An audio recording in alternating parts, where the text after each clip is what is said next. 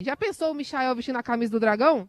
Não, mas não é todo esse entusiasmo também não, né? A gente é um bom jogador, é um jogador que somaria muito, mas nós estamos aí arquitetando essa conversa e tem que ser uma coisa que seja boa para o Atlético, né? Nós não vamos fazer nunca uma bobagem que fizemos já no passado, aliás, com um jogador também do Goiás, que foi o Walter, que nós ficamos aí um ano pagando ele um bom salário, né? Um excelente salário naquela oportunidade, e rendeu muito pouco. Então nós temos que tomar cuidado. O time está montado, o time está arrumado. Claro que todo reforço é bem-vindo, é importante, mas tem que caber no nosso orçamento. Se não couber, não vem. Você falou aí, o Ato também já falou da dificuldade de concretizar esse negócio. Se concretizar, Jovai, você acha que vai ser a principal contratação do Atlético nesses últimos anos? Eu acho que é, porque ele se tornou um nome grande no Brasil pelas apresentações que ele fez pelo nosso rival aqui, né? No Flamengo, nem tanto. Ele não conseguiu se encaixar bem no Flamengo até agora.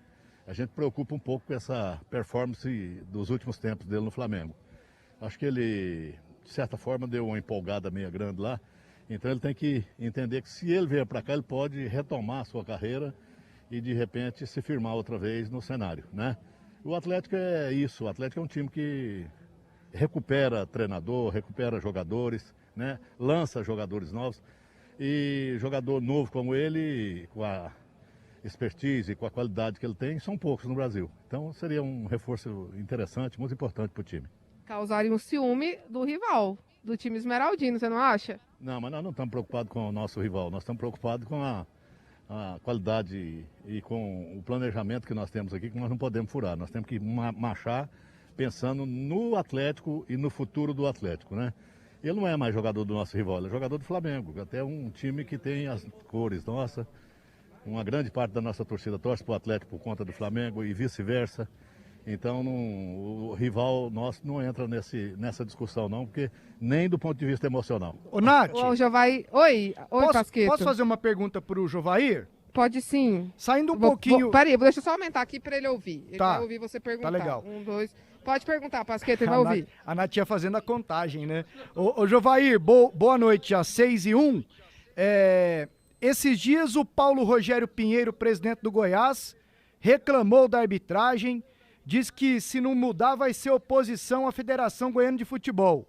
Convocou o Elvis Mendes da Aparecidense para ser um parceiro dele nessa luta. Esses dias foi o Hugo Jorge Bravo que reclamou em virtude do clássico lá, Goiás e Vila na Serrinha, né? Esse povo tá colocando muita pressão em cima da arbitragem. Vocês temem alguma coisa ou não? Pro Atlético é indiferente, já que vocês antigamente reclamavam bastante também, hein, Jovair? Mas nós reclamamos com razão, né? Agora, no jogo último que eu vi, por exemplo, os últimos jogos que eu vi do Goiás, é o contrário. O artilheiro do Goiás tem 5 gols, todos eles de pênalti. Será que a federação está prejudicando o Goiás? 5 gols, todos eles de pênalti. Então, e quem tem uma história de prejudicar os adversários em Goiás com arbitragem não é o Atlético e nem passa perto. A história de reclamações, elas sempre vão acontecer no futebol. Ela é uma questão danada do ponto de vista, porque mexe com a emoção, o futebol mexe com a emoção. Mas eu me lembro bem de uma final de campeonato goiano, onde nós estávamos ganhando de 1-0 e precisava do empate, né? E o jogador lateral esquerdo do Goiás fez uma falta desclassificante para ser expulso, não foi expulso. E depois o juiz arrumou um pênalti para o Goiás ganhar o campeonato da gente. Então, essa história de ajuda de juiz, ela é antiga, mas não é para o lado do nosso time. O Atlético está jogando bola, a gente acha que essa pressão que eles estão fazendo aí é porque o futebol está pouco, eles não estão dando conta de passar o Goianésia, não estão dando conta de passar o Aparecidense, não estão dando conta de passar o Iporá, o Jaraguá. Essa é a história. Então tem que jogar bola, vamos todo mundo botar o pé no chão, ajudar, porque o momento é de dificuldade. Você vê que o nosso quadro da federação tem juízes muito antigos, né? Que não pode nem ser renovado porque não conseguiram fazer uma renovação.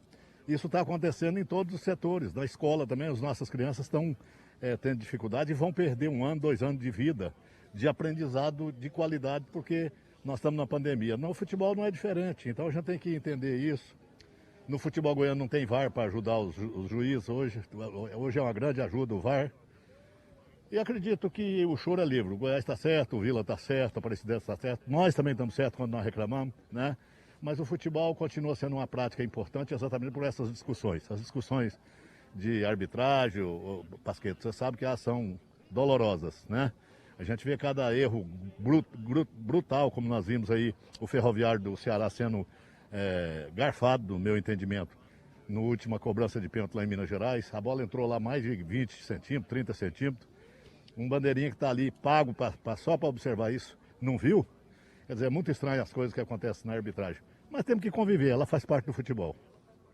Pasqueto, mais alguma? Sim, Nath. O quadro goiano de arbitragem, ele é bom na tua opinião, Jovair? Não, nós temos bons árbitros, né? Tá um tanto quanto meio ultrapassado já, porque a rapidez da mudança no futebol e na prática esportiva do futebol, ela é muito grande. Você assiste uma decisão de um campeonato de 4 anos atrás, você pega aí, é só entrar nas redes aí e pegar. Um campeonato, uma decisão de 4, 5 anos atrás, o futebol era jogado de uma maneira. Hoje já é outra. E os árbitros também têm que evoluir nisso. É isso que eu estou falando. Não está dando tempo, por exemplo, para a Federação Goiana, sei lá, o quadro de arbitragem da Federação Goiana, se renovar e atualizar, fazer cursos presenciais e fazer um estágio no Rio de Janeiro, em São Paulo, porque os árbitros de São Paulo são muito bons. Você pode olhar que a maioria dos árbitros de São Paulo são bons.